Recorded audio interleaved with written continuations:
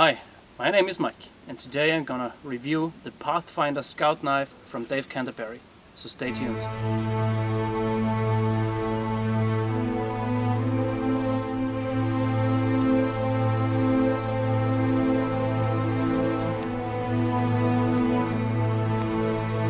So this is the Pathfinder Scout Knife from Dave Canterbury. I got this through a Passaround from Arthur Brehm.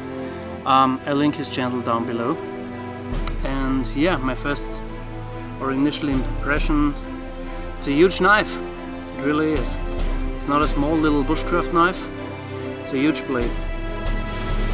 The sheath, let's talk about the sheath first. Of course I'm not the first one who got it, so it actually has some scratch marks on it already. Also some of the guys has cut one of those stitchings down there, so it starts to fry up down there. Which is, yeah, I think not that good. Could be better, but okay, it wasn't me, so Arthur, someone else did it. It has a fire steel loop, and some of the guys, I don't know who, or if this come with the knife, I don't know, but put a fire steel in here, and yeah, you can secure it down with this bungee cord. You have a rivet on top, the stitching down there, no rivet at the bottom, and no drainage hole, which I find is not good with a leather sheath. Talking about the sheath, the knife will fall out on its own, so it's not held very securely in this sheath. I think they could have done a better job with the sheath. Overall it's okay, but not good. The belt loop though is very good, it's riveted down and it's huge, so it will fit the 2-inch belt without a doubt. So there she is. Overall looks like a kitchen knife to me. It has brown linen micarta handle, or canvas micarta, with this bolts.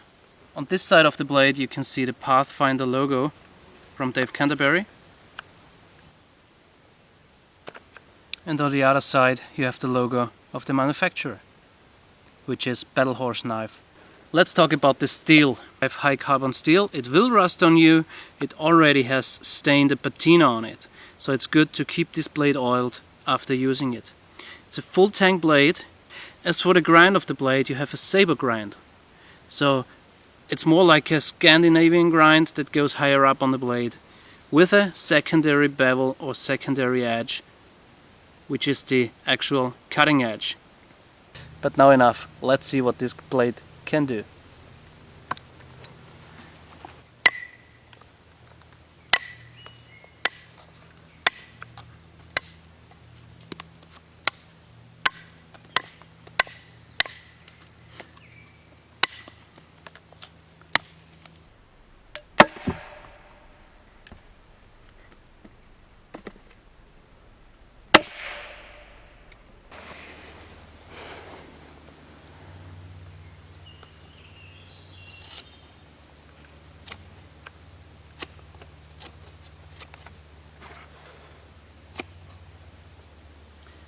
This is seasoned and dried out wood.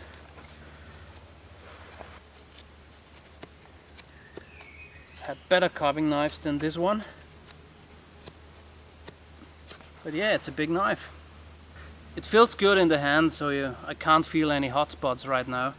The handle is very rounded and feels good to my hand. I have hand size 9 to 10, and I think the handle length is adequate.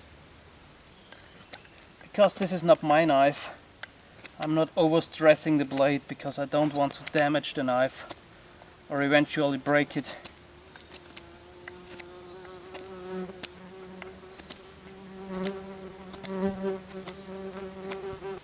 Well, pointing a stick is not the hardest job for a knife, but this knife did a very good job at it. Just to give you a look and a feel of the size of the knife, I will start with a very well-known knife which is a clipper, cold steel SRK, Böker Fox rolled, Opinel number 10, a Victorinox Forester, Ika Swede 88. A lot of people are using the clipper, and the clipper is much smaller than the Pathfinder Scout knife. But what is this huge knife for? Well, I think it's good for batoning, but as said before, I won't overstress the blade because it's not mine. All I'm gonna do is do some very light batoning to show you that this knife is very good at it. Not just because of the geometry of this blade, but also because it has a long blade, it has a sturdy, full tang construction, a comfortable handle, and yeah, it's well built. So let's try out small batoning right now. And take a baton that is not just a stick. You want to have a huge baton.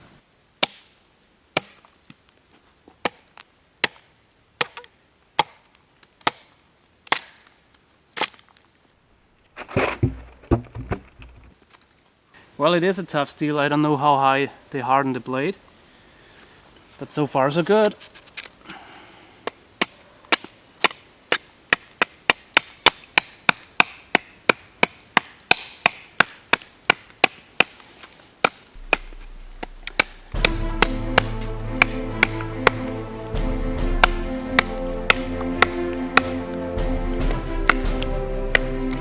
When you go at the very end of the handle, hold the knife like this, to get much more chopping power out of it.